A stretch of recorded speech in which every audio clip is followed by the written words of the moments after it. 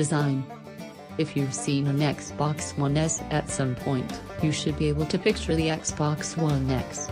If it weren't for the difference in color schemes, the two consoles would be nearly identical.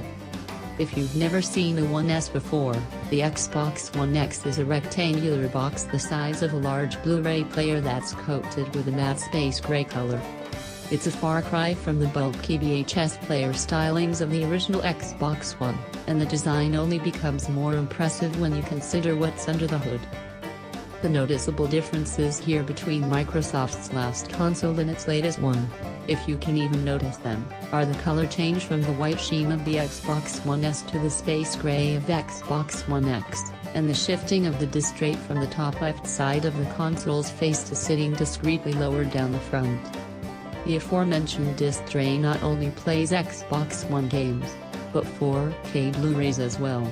This might sound sort of mundane if you're not totally up to date on what 4K Blu-rays are, but considering that Microsoft's 4K consoles is the only ones on the market with that ability, you can understand why it's worth pointing out. Round the back, the similarities to the One S continue. From left to right, you've got a power connector, HDMI out, HDMI in, two USB ports, an IR out, an optical audio port and an Ethernet port. To the surprise of no one, the console will not see the return of the original Xbox One's Kinect port. If you haven't heard, Kinect, Microsoft's motion sensing camera, is officially dead, and Microsoft has even stopped selling the adapters that allowed it to work on modern consoles. Controller-wise, the new machine is packing a new darker gamepad which, for all intents and purposes, is exactly the same mechanically as the one that currently ships with the Xbox One S. You can't fix what isn't broken, apparently.